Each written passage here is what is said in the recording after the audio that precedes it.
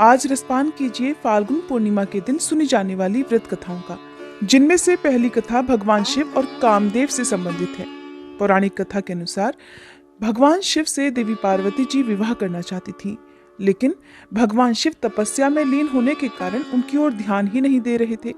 शिव जी का ध्यान भंग न होने के बाद भी देवी पार्वती ने अपनी तपस्या जारी रखी। देवी पार्वती की कोशिश और कठिन तपस्या को देखकर प्रेम और सौंदर्य के देवता कामदेव प्रसन्न हुए और उन्होंने भगवान शिव की तपस्या को भंग करने के लिए एक पुष्प बाण चला दिया। बाण चलाने के बाद भगवान शिव की तपस्या भंग हो गई और वे कामदेव पर क्रोधित हो गए।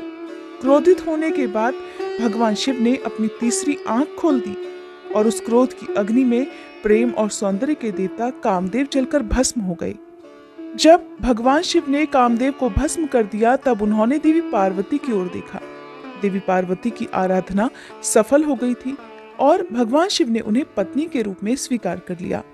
इधर कामदेव की पत्नी रति ने भगवान शिव की आराधना की और अपने पति को फिर से पुनर्जीवित करने की प्रार्थना की।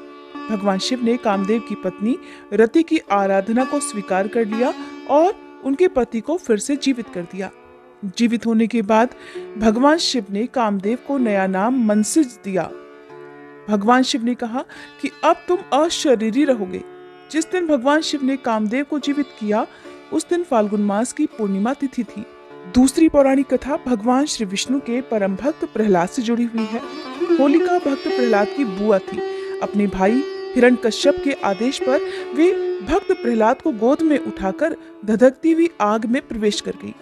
होलिका को वरदान मिला हुआ था कि आग उन्हें जला नहीं सकती, लेकिन भगवान विष्णु की कृपा से उस धधकती हुई अग्नि में होलिका तो जलकर भस्म हो गई और भगवान विष्णु के भक्त प्रहलाद जीवित बच गए।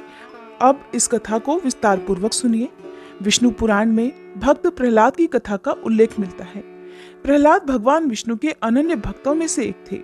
पौराणिक कथा के अनुसार महर्षि कश्यप की पत्नी दक्ष पुत्री दिति के गर्भ से 2 महान पराक्रमी बालकों का जन्म हुआ। इनमें से बड़े का नाम हिरण्यकश्यपु और छोटे का नाम हिरण्याक्ष था। दोनों भाइयों में बड़ा प्रेम था।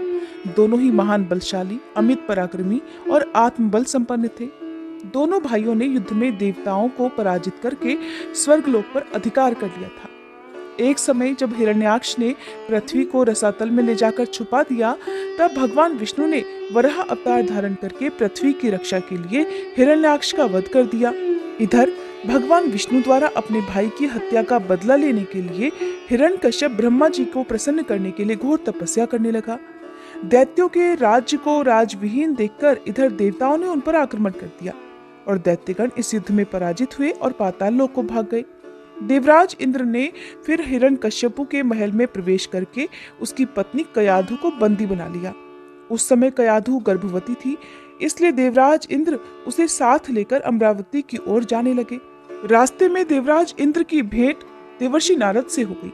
नारद जी ने पूछा, नारायण नारायण देवराज, इसे कहाँ लेकर जा रहे हो? तब देवराज इंद्र ने कहा, देवर्षि, इसके गर्भ में हिरण्यकश्यपु का अंश है, मैं उसे मारकर फिर इसे छोड़ दूंगा। ये बात सुनकर देवर्षि समझाने लगे कि देवराज, इसके गर्भ में तो बहुत बड़ा भगवत भक्त है, जिसे मारना तुम्हारी शक्ति के बाहर है, इसलिए कयाधु को छोड़ दो। तब नारद जी के वचनों का मान रखते हुए देवराज इंद्र ने कयाधु को छोड़ दिया और अमरावती चले गए। इधर नारद जी कयाधु को अपने आश्रम पर ले आए और उससे कहने लगे कि बेटी, तुम यहाँ आराम से रहो जब तक तुम्हारा पति अपनी तपस्या पूरी करके वापस नहीं लौटता। कयाधु उस पवित्र आश्रम में नारद जी के सुंदर प्रवचनों का लाभ लेती हुई सुख से रहने लगी, जिसका गर्भ में पल रहे शिशु पर भी गहरा प्रभाव पड़ा। समय होने पर कयाधु ने एक पुत्र को जन्म दिया, जिसका नाम प्रहलाद रखा गया। इधर हिरण्यकश्यपु की तपस्या पूरी हुई और वह ब्रह्मा जी से मनचाहा वरदान लेकर वापस अपनी राजधानी चला आया। कुछ समय के बाद कयाधु भी प्रहलाद को लेकर नारद जी के आश्रम से राजमहल में आ गई। जब भक्त प्रहलाद कुछ बड़े हुए, तब हिरण्यकश्यपु ने उनकी शिक्षा की व्यवस्था की। अब प्रहलाद जी गुरु के सानिध्य में शिक्षा ग्रहण करने लगे। एक दिन हिरण्यकश्यपु अपने मंत्रियों के साथ सभा में बैठा हुआ था। उसी समय प्रहलाद अपने गुरु के साथ वहां गए। प्रहलाद को प्रणाम करते देखकर हिरण्यकश्यपु ने उसे अपनी गोद में बिठाकर दुलार किया और कहा, बेटा, तुमने अब तक अध्ययन में निरंतर तत्पर रहकर जो कुछ सीखा है उसमें से कुछ अच्छी बात तो सुनाओ। तब भक्त प्रहलाद बोले, पिताजी, मैंने अब तक जो कुछ सीखा है उसका सारांश आपको सुनाता हूँ। जो आदि, मध्य और अंत से रहित, अजन्मा, वृद्धि, क्षय और शून्य तथा अच्युत हैं, समस्त कारणों के कारण तथा जगत के स्थिति और अंत करता उन श्रीहरि को मैं प्रणाम करता हूँ। ये बात सुनते ही दैत्यराज हिरण्यकश्यपु के नेत्र क्रोध से लाल हो गए। उसने कांपते हुए होठों से प्रहलाद के गुरु से कहा, अरे दुर्बुद्धि ब्राह्मण, ये क्या? तूने मेरी अवज्ञा करके इस बालक को मेरे परम शत्रु की स्तुति से युक्त शिक्षा कैसे दे दी?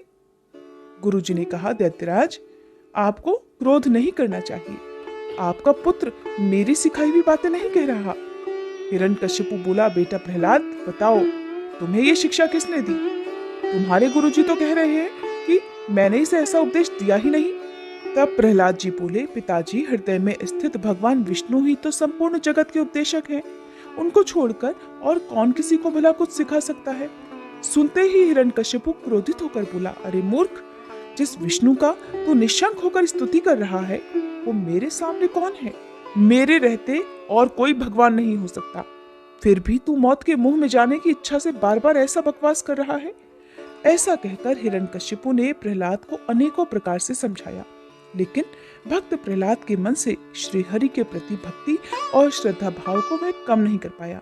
तब एक दिन बहुत क्रोधित होकर हिरण्यकश्यपु ने अपने सेवकों से कहा कि अरे, ये तो बड़ा दुरात्मा है, इसे मार डालो। अब इसके जीने से कोई लाभ नहीं, क्योंकि ये शत्रु प्रेमी तो अपने ही कुल का नाश करने वाला हो गया है। हिरण्यकश्यपु की ऐसी आज्ञा पाकर उसके सैनिकों ने भक्त प्रहलाद को अनेकों प्रकार से मारने का प्रयास किया, परंतु उनके सभी प्रयास श्री हरि की कृपा से असफल हो गए। उन सैनिकों ने प्रहलाद पर तरह तरह के अस्त्र शस्त्रों से आघात किया, लेकिन प्रहलाद को कुछ नहीं हुआ। उन्होंने भक्त प्रहलाद के हाथ पैर बांधकर समुद्र में फेंकवा दिया, लेकिन फिर भी प्रहलाद बच गए। उन सब ने प्रहलाद को अनेकों विषैले सांपों से डसवाया और पर्वत शिखर से गिरवाया, लेकिन भगवान विष्णु की कृपा से भक्त प्रहलाद को कुछ भी नहीं हुआ। जब प्रहलाद जी को मारने के सभी प्रकार के प्रयास विफल हो गए, तब हिरण्यकश्यपु ने अपनी बहन होलिका को बुलवाया।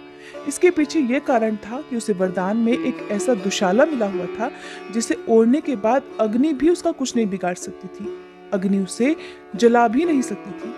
हिरण्यकश्यपु ने होलिका को ये आदेश दिया कि उन्हें प्रहलाद को अपनी गोदी में लेकर अग्नि में बैठना है, ताकि भगवान विष्णु का नाम लेने वाला प्रहलाद जलकर भस्म हो जाए, या फिर अग्नि के डर से वह हिरण्यकश्यपु को ही अपना भगवान मानने लगे।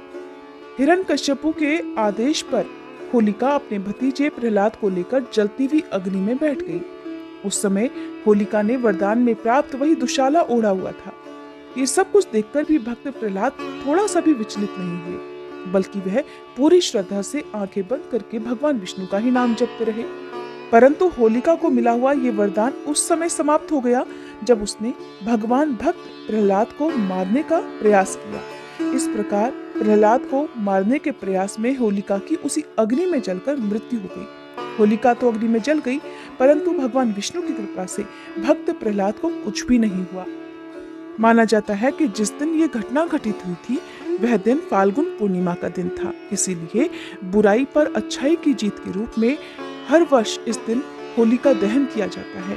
होलिका दहन से पहले इस कथा को सच्चे मन से जो भी भक्त पढ़ता है, सुनता है अथवा दूसरों को सुनाता है, भगवान विष्णु की कृपा से उनके सभी दुख वैसे ही दूर हो जाते हैं जैसे उन्होंने अपने भक्त प्रहलाद के दुख दूर किए थे। ये थी फाल्गुन पूर्णिमा के दिन सुनी जाने वाली भक्त प्रहलाद की कथा। उम्मीद है ये वीडियो आपको पसंद आई होगी।